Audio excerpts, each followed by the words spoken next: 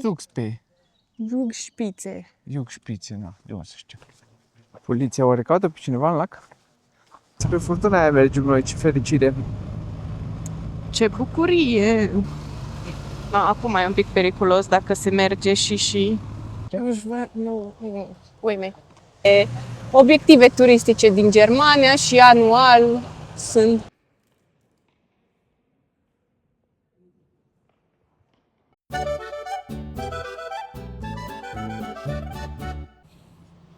Ce frumos e când se concentrează.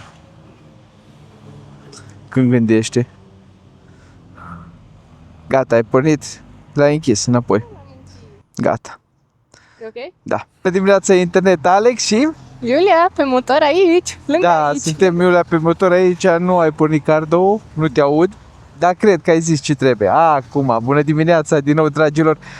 E duminică, e penultima noastră zi aici în Garmisch și am zis să ne începem penultima noastră zi de aici cu o plimbare bavareză, așa că rămâneți aproape, imediat ne suim pe Bela și pornim să vedem azi lacuri, biserici, castele, printre care și unul dintre cele mai faimoase la propriu, fără să exagerez, castele din lume. Hai să ne suim pe motor și să o luăm la drum. Îți vreo 2 motoare adunate weekendul ăsta aici? Ai observat? Sunt câteva. Da, uite. Așa, ce e ea? Wow, am văzut tineri, nu-mi vine să cred. Da, nu suntem singuri. Am crezut că numai noi suntem. Și pe astăzi, cum v-am zis, avem un itinerariu destul de încărcat pe aici, prin Bavaria. Am zis să facem cât de mult putem, chiar dacă e penultima zi, mâine dimineață o să plecăm la prima oră, dar măcar dacă tot am ajuns pe aici, mai ales că am ajuns cu Bela, că am ajuns cu motorul, să și ne plimbăm un pic, să facem și partea turistică, nu doar festivalul. Uite ce motor interesant, ce scooter interesant, ce carene interesant avea.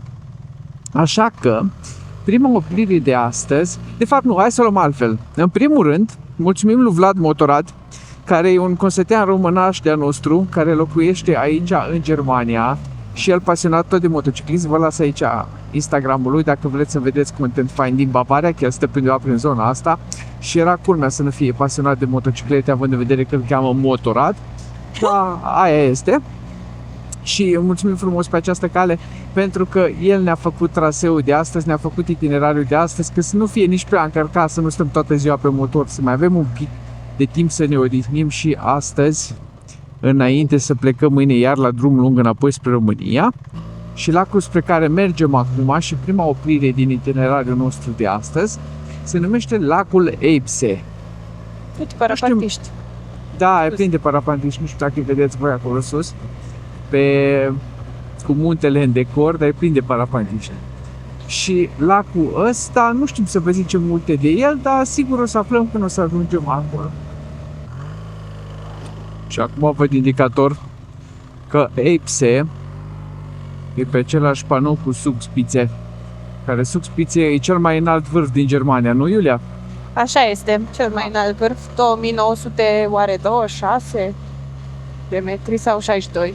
Eu sunt dislexică pentru cine nu știe și atunci tot încurc cifrele tot timpul. Nu, ea e dislexia și nu ești dislexică, dar... No, ok, că nici eu nu țin minte foarte bine valorile astea absolute, deci vreo 2700 de metri. Dar ce vreau să zic e că văd pe același panou și lacul și muntele, vârful, deci s-ar putea să avem o vedere cât de cât mai ok asupra muntelui de aici, de la lacul ăsta. O să vedem exact când ajungem. Dacă nici muntele nu e în nord, că la noi de dimineață o ploua destul de tare și mă aștept încă să fie acoperit de nori, vedeți? Pentru că e destul de înorat pe aici. Bun, și poate vă întrebați cum de nu am mai mers de dimineață să mă înscriu la test ride. Știu că nu v-ați întrebat, dar o să vă zic oricum, pentru că în clipul de ieri am zis că și astăzi aș vrea să particip la test ride cu R12 GS. Aș fi vrut pe de o parte foarte tare să încep motorul ăla, dar ieri la test ride-ul cu R1300 RT ne-a ținut super mult. Au avut vreo 2 ore test ride, au fost foarte fain, dar vă dați seama că în 2 ore prin zonele astea am mers foarte mult, am mers peste 100 de kilometri Și noi mai avem 100 și ceva de kilometri în dimineața asta de făcut la plimbare și am zis că ar vrea totuși să-mi las după masa liberă să mă mai odihnesc un pic. Că, na, mâine pornim iar la drum, de mâine încep drumurile lungi, dar întors o să ne întoarcem și pe autostrăzi, pe smart distanțele și să nu depășim termenul pentru care trebuie să fim acasă. Așa că am zis că prefer astăzi, chiar dacă ratez ocazia să merg în Bavaria cu R12 GS, prefer să stau după masa asta, după ce ne întoarcem de la plimbare, să stau pe acasă, să mă mai odihnesc, să mă trag aerul, să mai trecem o tură pe jos, pe la festival, să mai salutăm lumea de acolo și după aia să ne retragem, să ne pregătim pentru drumul ce începe mâine. Voiam să zic că nu doar în Garmisch casele sunt pictate superb și arhitectura și așa, ci mi se pare că aici pe satele înspre vârf sau spre lacul în care mergem noi sunt absolut minunate, nu mă așteptam. Da, chiar e Da. frumos. Eu ți-am zis, noi de mulți ani avem discuția asta, Iulia tot zicea că ea nu e impresionată și nu-i curioasă de Germania și de Austria deloc, decât de mers la părte și eu tot îi zic, bă, salutare colegi, ceva, cât sunteți, dacă trebuie să vă salut pe toți acum. Hai să că-i salut eu pentru Hai, tine. salută, mulțumesc. Tot îi zic, bă, tu ai văzut Germania și Austria, le-ai văzut numai de tranzit. Nu le-ai văzut pe bune, să călătorim prin ele, să le vizităm. Tirolul și Bavaria, cel puțin, dar complet țările ambele, dar mai ales Tirolul și Bavaria, sunt de poveste, la propriu de poveste. De aia sunt inspirații și prezente în atâtea povești și basme apărute în decursul istoriei mondiale. Și Iulia, nu și nu și nu. Nu, n-ai zis niciodată nu și nu și nu, dar nu ai văzut. Da, exact. Nu ai fost convinsă până acum când ai văzut cu ochii tăi, așa-i? Așa este. Absolut așa este. Oricât mi-ar fi zis oricine, nu, îmi intra pe ureche, mișa pe alta, nu-mi păsa absolut deloc că cineva îmi zice că e frumos pe aici. Și de fapt cât e de frumos. Da, până nu vezi cu ochii tăi, genul deloc. Adică dacă îmi zice cineva de Indonezia și Thailanda și New York că e frumos, parcă cred. Dar așa mă gândeam, niște case și iarba tăiată la linie. Și când vezi cu ochii tăi că cele mai mici detalii sunt frumoase, asta face diferența. Uite că am ajuns. Ori trebuia să intrăm mai cu bariere, cu de astea. Motocicletele unde se lasă? Noi nu avem regim special. Da. Parking hotel, Uite, parking. de moto acolo. Uite, acolo, bravo. Știam eu sigur. Unde? Că știu. Cred că trebuia să intrăm la dreapta. Te poți Nu. băga pe aici? Păi aia cred că o să fac. Ai lu? Da, cred că de astea spuse, știi? Nu vine nimic, nu nici stânga, nici dreapta. Nu. Nu? Nu vine, nu. Și ăștia sunt oricum civilizați, te-ar lăsa în pace să-ți faci manevrele. Da, de astea, sigur, de astea spuse chestiile astea. Ce e asta? Great Britain? Nu. GBM. Gabon, nu știu, caută pe net, dă-te jos. Uai, Înainte. dar oare ce? Nu e Gibraltar. Nu. Ce? Dilema noastră e ce țară e Uite, asta? Isle of Man. Isle of Man, bă, ce tare. Fraier noi. De ce? Ce-am făcut ca să fiu făcut fraier? Ce-am făcut să merit asta? Dacă și Isle of Man mi se pare că are ceva regim special de arme și muniții. Nu, regim autonom special. Uite un elicopter. L-ai văzut? Păi l-am văzut de când am intrat. Da, eu n-am văzut. Ce frumos că avem regim special de parcare a motocicletelor. Deci la câte lume dezbrăcată văd pe aici, cred că se poate nota. Ai planuri? Epse Pavilion. Asta e lacul. Cred că putem să ne apropiem un pic, să venim mai aproape. Aici e și restaurant. Ce restaurant? Și suntem la baza Tuxpeului, cel mai înalt Cum ai munte spus? din Germania. A? Cum i-ai spus? Vrei să urlu acum? Că nu i-ai zis bine, nu de alta. Păi da, sau de toți oamenii ăștia că nu știu să vorbesc o babă de germană. Nu, hai să filmezi, să-i zici. Zugspe. Jugspițe. Jugspițe, na, de unde să știu. Nu e prima mea limbă, nici a doua, nici a treia. A, uite. Dacă vrei o hidrobicicletă frumoasă sau o bărcuță, să pot închiria. Nu știu cele mai ieftine. Jumătate de oră între 9 euro jumate și 13 euro. Dar nu puteți să vedem lacul de undeva fără să fie garduri. Ce este merg la Colibița? Lotus. Uite că am găsit și o coborâre la lac fără garduri. Poliția oare caută pe cineva în lac? Am văzut și echipamente de scafandre aici. Nu cred că sunt prea bine dispuși. Trebuie să caute cadavre. Ce faine. Și fiți atenți. Au! Mi-am să ciclez, ne-am fost bolovan. Ceapă transparentă, ceapă curată. Ce rățușcă frumoasă.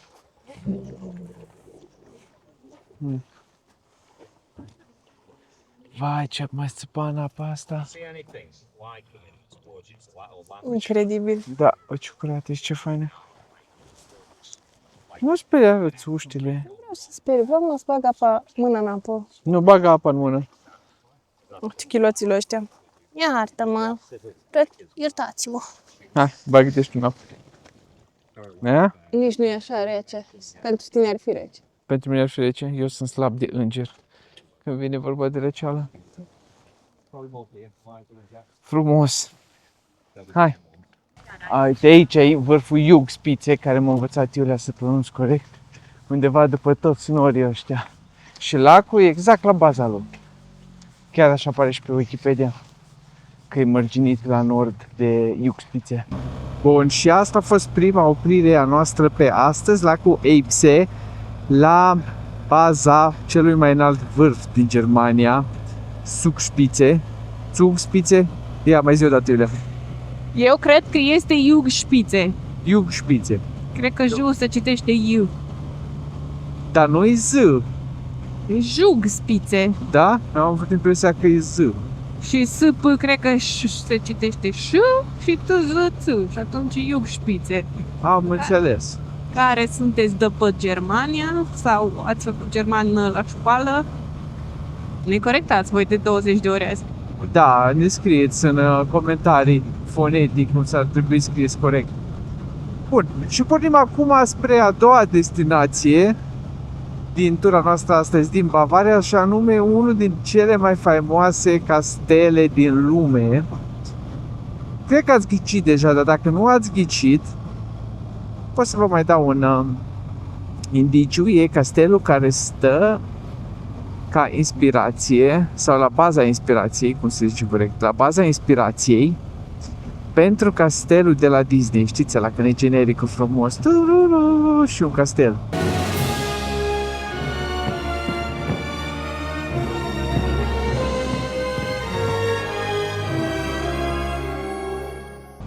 Știai că picturile murale sunt picturile astea pe care le faci direct nu în tencuiala, în zugrăveala proaspătă, astfel că ține mult mai bine, Da? se conservă mult mai bine. Nu știu. Da. Tu la casele astea de pe aici să te uiți ce frumoase sunt. Sunt foarte faine. Că tu nici n-ai văzut centru. Da. Vai de mine. Pe lângă faptul că mergem spre cea mai urâtă furtună, pe cel mai frumos traseu, am mai elucidat un mister. Uai, ce fain să vede încolo. Da, păi da. Ăsta e vârful. Ăsta e Zugspitze, nu? Zugspițe. Zugspitze. Am mai elucidat un mister, că am văzut scris pe un panou, nu e cu J, cum credea cineva, e cu Z, cum am zis eu. Da, anyway, dacă știți careva și puteți să ne scrieți fonetic în comentarii, ar fi super. Știu că până vedeți voi clipul ăsta, noi o să fim de mult plecați de aici, dar totuși măcar să rămână așa pentru posteritatea noastră. Dacă suntem cei mai harparniști, măcar să nu rămânem așa. Și să învățăm care e denumirea corectă. Uite ce furtună încolo, ce nori. Da, spre furtuna aia mergem noi, ce fericire. Ce bucurie! Cartea Ne costumele. Ba, vrei să oprim acum să luăm costumele? Păi, tu ce zici? Bine, hai să oprim să luăm costumele.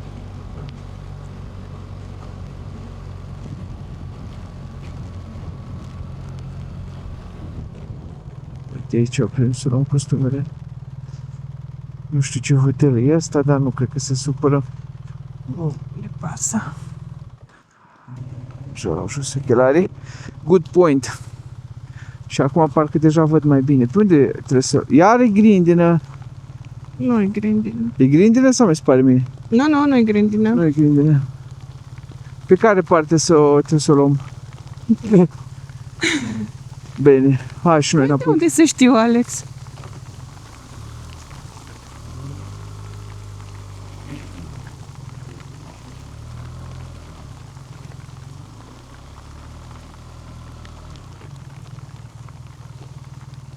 Hai, fetelor, că puteți să mergeți mai încolo.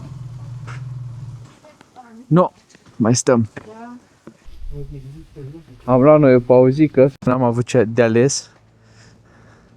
Pe lângă când ne-am echipat, acum pare că s-a mai muiat. Sperăm să-și țină.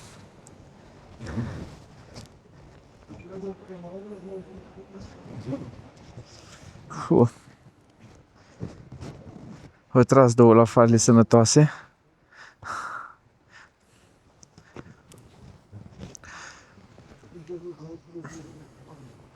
Să-ți pui microfonul.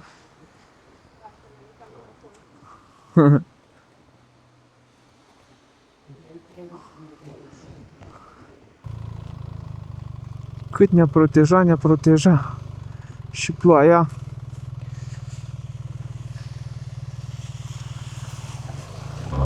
Bun. Continuăm partea a doua a excursiei. Tare mă tem că de la castel ne întoarcem înapoi acasă, ne vedem de treabă. Că pare pe vreme că tot așa o să țină toată ziua. Nu ne permitem să stăm până de seară să udăm costumele, că nu o să ne usuce până mâine, din păcate.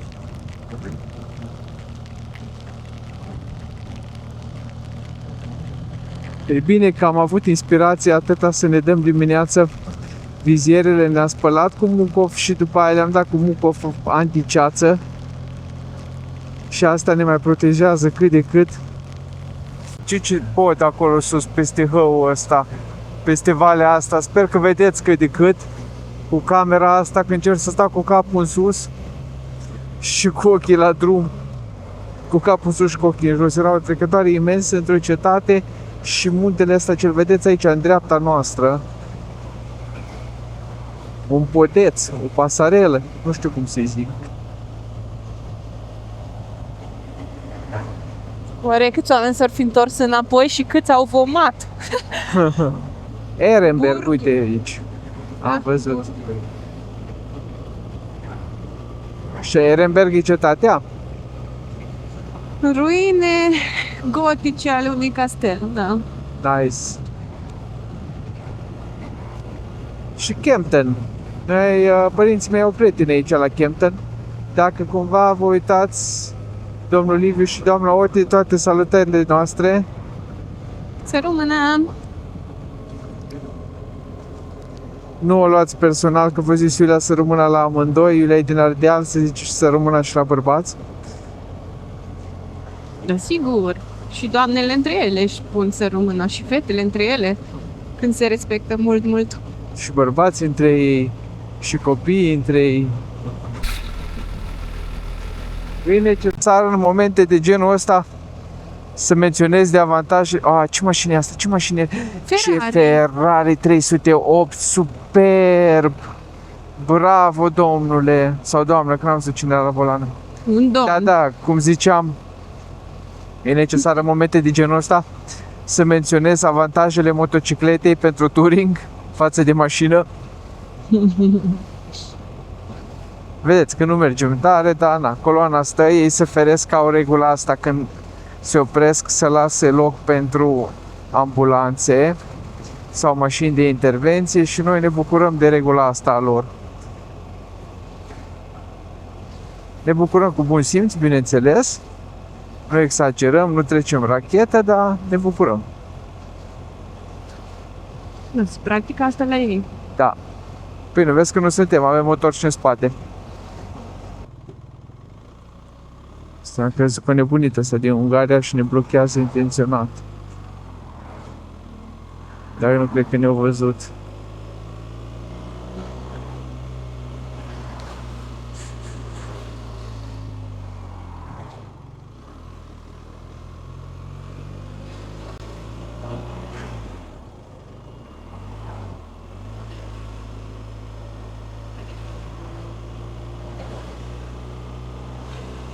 Să-mi iau oglinda lui ăsta.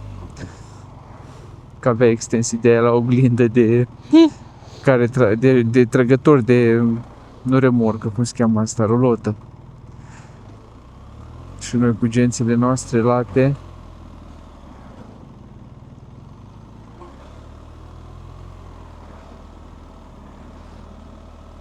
Hai că e bun, am scăzut la 41 la 23 de minute cu cât am ocolit toată coloana asta. Oare la intrarea în Germania? Noi trebuie să intrăm acum, suntem în Austria și trebuie să intrăm înapoi în Germania. Nu cred că am intrat înapoi în Germania încă, așa-i? Acum intrăm în câțiva kilometri. Nu, înseamnă că la vamă poate e coada asta.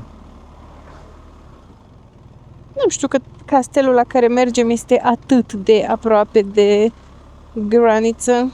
Da, e super aproape de graniță.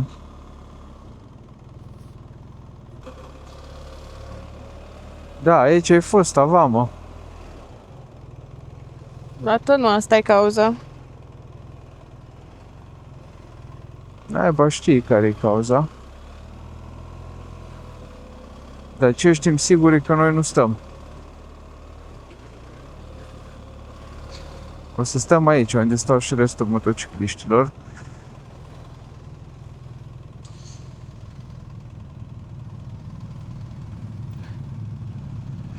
Asta e. No, am scăpat de 30 de minute. Vedeți, odată pentru totdeauna, pentru toată lumea, mai bine dacă sunt mai multe motociclete în trafic decât mașini. Aveam adineauri când am intrat în coloană 41 de minute, aveam Iulia. Da, 41. 41 de minute și acum cât 5 minute mai târziu avem 14. Păi da, puteți să spuneți că am fentat toată coloana. Noi preferăm să spunem că am filtrat toată coloana. Suntem în Germania, suntem în Austria, graniță cu Germania, oameni civilizați care respectă motocicliștii, ne-au făcut loc, am avut loc și am salvat jumătate de oră. Ăștia se duc, nu se joacă. Te-a dat din cap ca și cum disapproval. Când ne-am oprit? Nu, ăsta din fața noastră care stă. Dat din cap că nu se face așa ceva. Poate controlează la vamă pe ăștia cu dube și rulote. No, dacă plecăm. O dat din cap că nu se poate așa ceva așa cum pleacă. No, bine, mă. Și plecăm și noi, dar nu suntem mai fraieri. Da, ba nu. În ce să stai când poți să mergi? Da. Mai ales că avem loc.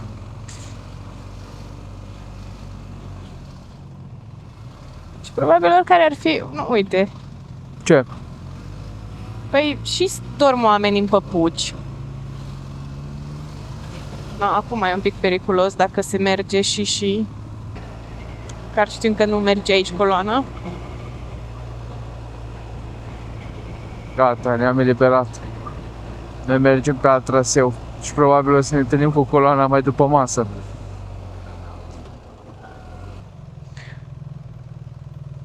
Vai de când caută ăsta loc de parcare. Din bench. Asta. Era femeie? Da, de-aia au ajuns aici.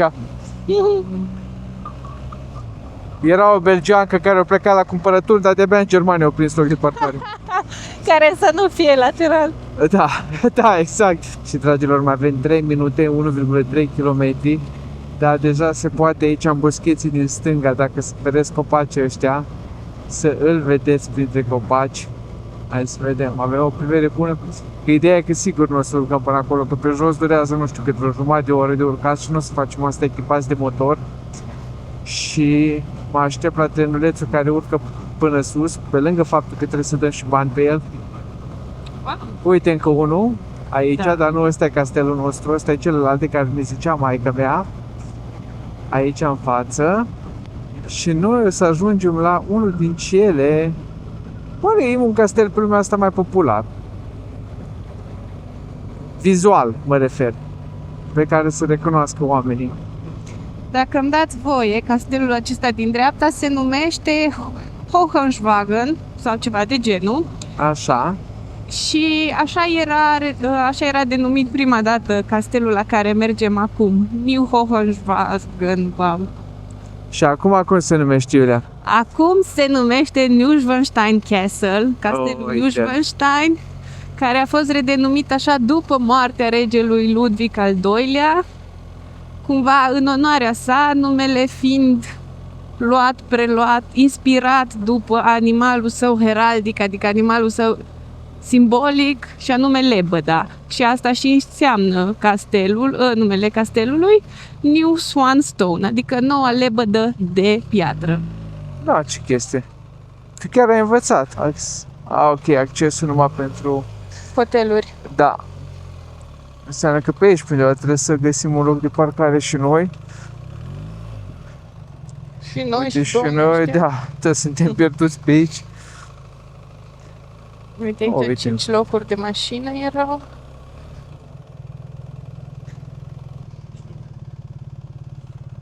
Stai că vine din spate, nu coboră încă.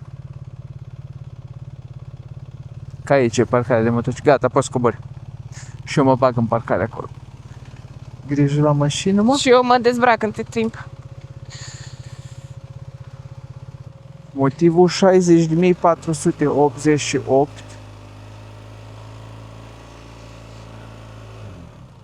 Pentru care e bine să ai motocicletă, că parcările sunt gratis în Germania și Austria. Nu? Bineînțeles că mi-a luat un pui de țeapă. Atât am lăudat că e parcarea gratuită și exact după ce am parcat a venit unul și mi-a cerut 5 euro. Și am parcat aici, nici nu o să vedem așa de bine castelul, deci mult mai bine era acolo pe uliță. Țineți minte, când veniți cu motocicleta la Neuschwanstein, sau cum se numește? Nu, uime. Puneți microfonul întâi. L-am pus. Bravo! Și țineți minte, mai bine veniți pe ulițele astea de lângă parcări, parcați acolo, dacă nu vreți musai să urcați, cum nu vrem nici noi de altfel, și îl vedeți mai bine de acolo de jos și nici nu dați 5 euro pe parcare. Că de aici nici măcar nu-l mai vedem, ar trebui să iei pe acolo, pe undeva. Uite, acolo e acoperișul. Deci cred că ar trebui să mergem în partea cealaltă. Dacă vrei de motorul pe aici, pe la Gablonțuri, și să mergem mai încolo pe stradă, și asta este. Așa, cum zicea Alex, castelul regelui nebun a inspirat de-a lungul anilor o grămadă de artiști din toate domeniile și o grămadă de arhitecți. Uite că și plouă. Construirea lui a început în 1869, dar nu a fost niciodată finalizat. Deși nu voia să folosească fonduri publice, el era aproape să intre în faliment, atât el cât și toată Bavaria, cu construirea lui, fiindcă a fost extrem de scumpă. Așa că la un moment dat, apropiații și poliția au decis să îl prindă și să îl închidă la închisoare, iar după câteva zile după ce a fost închis, a murit pe căi misterioase, să zicem așa. O căzut de la balcon, cum cad ăștia în Rusia. Da, a căzut de la balcon. Nu a căzut de la balcon. Nu știu, a zis pe căi misterioase. Da, ca să fie clar că e o glumă, nu știu cum a murit. Așa, după doar câteva săptămâni de la moartea sa, după 7 săptămâni, castelul a fost deschis și, cum ziceam, nu a fost finalizat complet. În planul inițial avea 200 de camere, au fost finalizate doar 14 camere și a fost dat înspre a fi vizitat. Vă dați seama că dacă era să falimenteze Bavaria, era și nevoie să... ce plouă! Era și nevoie să-și scoată banii, nu? Cum zicea și Alex, castelul este unul dintre cele mai importante obiective turistice din Germania și anual sunt cam 1,4 milioane de vizitatori. Da, astea fiind spuse, aici plouă cu găleata, începe să ploaie cu găleata, noi trebuie să ne echipăm la loc de ploaie. Când ne-am dezechipat, am fost convins, și să pornim mai departe, doar că nu știm în ce direcție și netul nu merge, că e foarte aglomerat pe aici de oameni, probabil multe conexiuni celulare, că avem semnal 5G și practic nu știu în ce parte trebuie să plecăm, dar plecăm în aia din care am venit și după aia o să tragem undeva pe dreapta, să reconfigurăm traseul, vedem dacă mai băgăm vreo oprire în drum înapoi spre Garmisch. Adevărul e că, cum zice Iulia, se vede mai bine din toate unghiurile, în afară de ăsta unde am oprit noi, jos. Ce mai prost cheltuiți 5 euro pe care am cheltuit concediul ăsta. Da.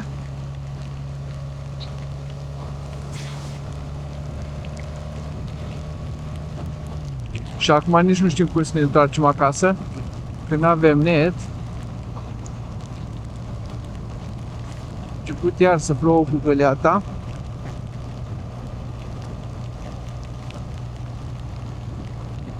Știu că ar trebui să mergem undeva în dreapta, că noi cumva venim din stânga dincolo și ar trebui să mergem încolo, să ocolim lanțul ăsta muntos care începe aici în dreapta noastră și după aia să mai facem în dreapta undeva să o luăm spre Garmisch. Revenim printre voi după ce ne-a plouat destul de suficient, dar am avut noroc că am găsit restaurantul ăsta la marginea drumului după, nu știu cât, 15-20 de minute după ce am plecat de la castel și încă ploua și ne-am băgat aici sub acoperișul ăsta, adică am parcat-o pe Bela aici sub acoperișul ăsta și noi am intrat înăuntru, ne-am dat jos ale de ploaie și ne-am așezat la o masă și am mâncat niște bunătăți. Iulia, ne conectezi? 5 lei. Nu? Stai. Da. Not available. Acum poți să ne conectezi, Iulia? Not available. Why? Te trag? No, gata, au mers. Vrei să te trag? Da, trebuie să mă tragi cum s-au fundul picioarele. Da, încetuțul, da? Hai. Hai să vedem de ce dau 500 de lei pe lună la sală. Așa, le ziceam la oameni, că nu mi-ai auzit, că am oprit și am mâncat amândoi aici. Nu, am mâncat numai tu. Numai eu am mâncat. Cum numai eu? Nu, cum ai formulat că am mâncat amândoi aici. Da. Am mâncat ceva specialități, amândouă bazate pe cotlete de porc. Poți să mă sui? Da, poți să te sui, haide. Păi greu e, Alexandrova. Așa. Am mâncat amândoi ceva specialități bazate pe cotlete de porc. A meu a fost un cotlet de porc cu ceva brânză specifică de aici. Da. Îmi pare rău că nu mai știu cum se cheamă. Așa ziceau că e ceva brânză specific bavareză. Avea un gust de ciupercuțe brânza respectivă, așa, un gust de... Iulie, s-o părut că are gust de ciupercuțe, mie nu mi s-o părut că are gust de ciupercuțe. Credeți pe care dintre noi doi vreți. Cu ceva sos destul de gros, nu ketchup și de astea, sos adevărat, făcut de bucătari. Și cu hash browns, sau cum le se zice la noi popular în Bucovina, cu tocinei. Varianta internațională. Și tu, iubita mea, ai mâncat tot ceva cotlet de porc. Da, eu am mâncat tot așa un cotlet de porc, probabil era aceeași bucată, adică era 100% același tip de bucată ca cea lui Alex. Era un sos, cum a zis și el, probabil sos de unt cu boia. Am avut niște cartofi rondele cu ceapă, erau cartofi așa foarte moi, dar rumeniți, prăjiți mai degrabă și cu ceapă. Și deasupra, peste cărniță, am avut un ochi și o feluță de bacon. Deci mi-am luat proteinele pe o săptămână, vreau să vă spun. Da, dar nu-i nimic, că ne-am luat la final și carbohidrații, că am mâncat un Kaiserschmarrn. Nu știți, Kaiserschmarrn e tot aici specific Austria, Germania. Nu știu la care dintre ele e mai specific, noi le știm de din Austria de când mergem la pârte, când mâncăm în fiecare iarnă, într-una. E ceva clătite de aia pufoasă, semănătoare cu clătita cu pancake, cu americanilor, cu zahăr pudră și ți se aduce lângă niște dulceațe de mere. Super bună, deci super bună a fost și atât. Da, asta am mâncat, a fost bun.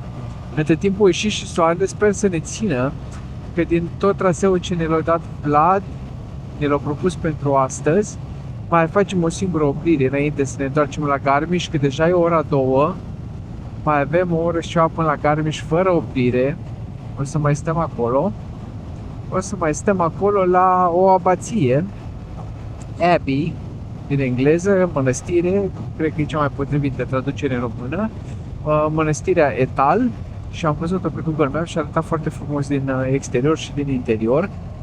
Și fix în drumul nostru și a zis că hai totuși să oprim să o vedem, mai ales dacă se mai opri ploaia un pic, oricum de us suntem uzi, mănușile misude, interiorul la cască miut și ăla, că m-a udat pe cap și mi-am pus casca în cap după aia. Deci da, hai să mai punem și niște benzină înainte de orice. Nu mă așteptam. Nici eu. Tu da? Nici eu. Ah, înțeles eu, da. Da, nu mă așteptam să vedem așa o construcție de mare aici în sătucul ăsta. Hai să parcăm, că am înțeles că e intrare gratis. Și dacă e intrare gratis, ne plac. Ne place mult. Și Bocangeala. parcare, da, foarte mult. Și au și parcare și asta bucăită gratis. Vezi un loc unde să nu încurc pe cineva, nu prea, așa? Acolo, în lateral. Acolo, aici mă tem să nu ne blocheze cineva.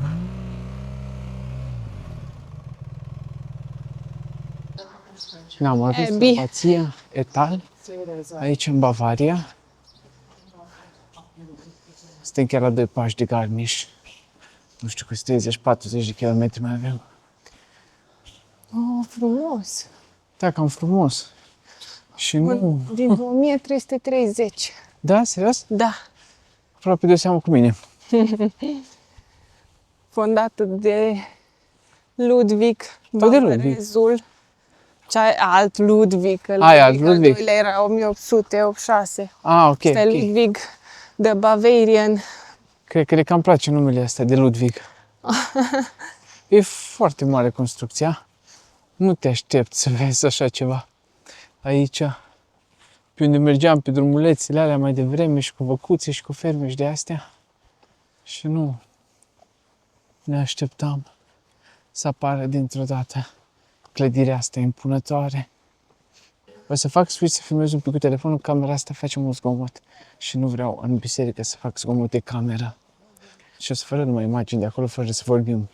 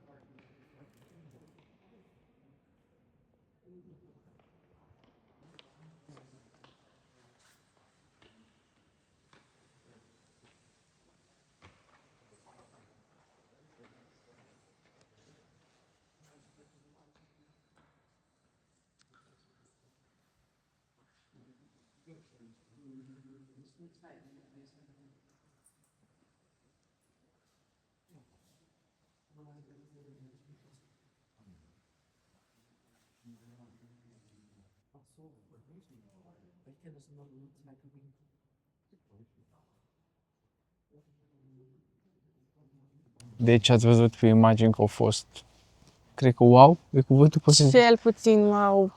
Da.